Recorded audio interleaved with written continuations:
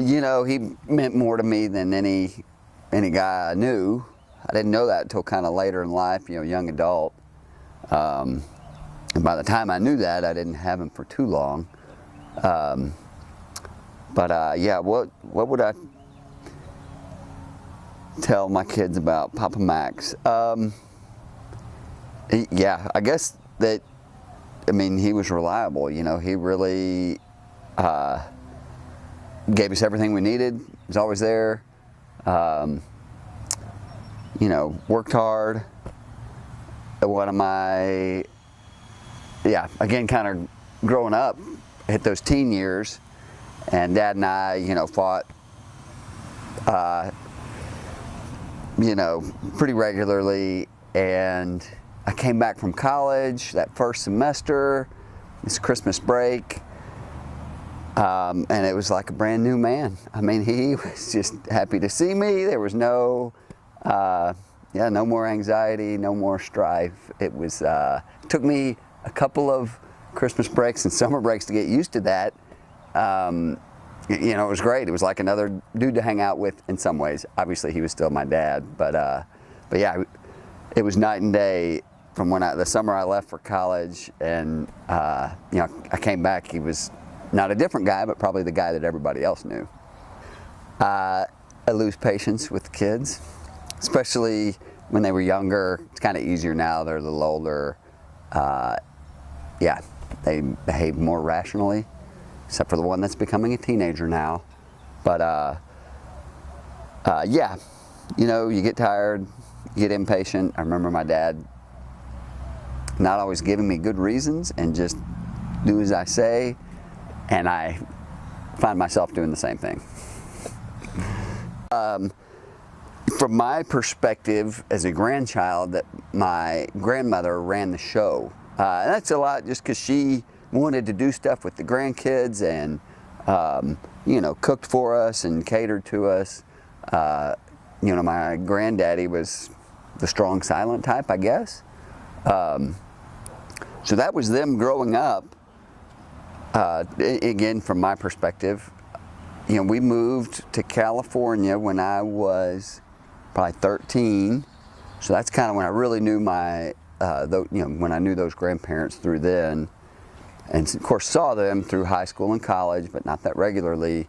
When I came back to Texas, my grandmother had passed by then, and I went and lived for about a year and a half with my granddaddy when I started working in Houston.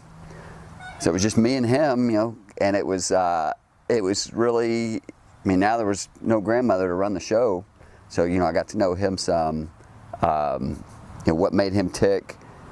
I hated it when he would start talking to me about the everyday, because that man could not tell a story or couldn't relate events. But when I could get him talking about, you know, way back when, just hearing all the, you know, his life experiences were crazy.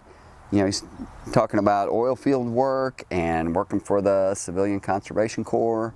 You know, I'd gone out to go camping at Palmetto State Park with a bunch of buddies, and, you know, came back and I was hanging out with him that evening and talking to him about where I'd been, and he's like, "Oh, I helped build that park." So that was really cool. And then, you know, he just starts going on and on about, you know, what it was like living in the camp and constructing the park facilities. She has been that. I mean, she's been a rock, a steadying force, encouraging. What I want her to know more than anything is that I appreciate the fact that she raised us to be independent. You know, I mean, it was made pretty clear to us that we needed to learn how to take care of ourselves. And she did a good job with that. Although from Robin's perspective, she thinks Mom was just done with us. You know, go out and figure it out for yourselves. I'm not. But I see it differently. I feel like she raised us to be independent. So who do you think you're more like, your mommy or dad? Definitely turning out way like my dad. Yeah, you were talking about growing up to be your parents. I lean that way pretty heavily. Definitely, I look back and it's like I have that expectation to get my way. Spoiled baby, definitely. You know, it's part of my personality. I think, I mean, and we all see it through rose-colored glasses, maybe. But I think that that attitude helps me. You know, I expect to get my way. I carry that to work and most everything I do. You know, you don't realize that kind of stuff till you get a little older, but I embraced it when I did.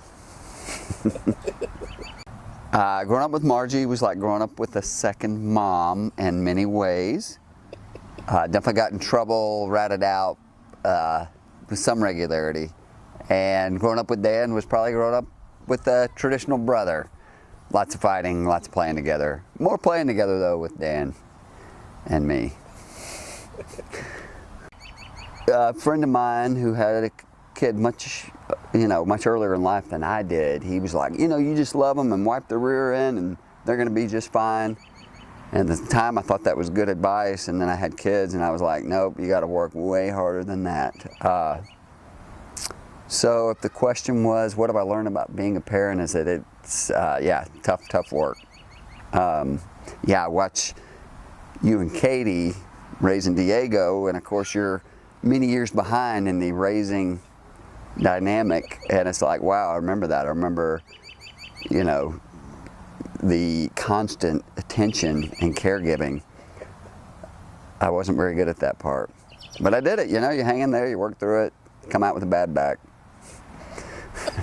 Oh gosh, you know, I heard it growing up, stuff like hard work is its own reward, and I had no sense of that as a kid and young adult. I mean, at 25, I could have retired and probably been happy living a leisurely lifestyle. But now it's like, I don't think I'll ever really want to be idle. I mean, I will work and do stuff until I can't.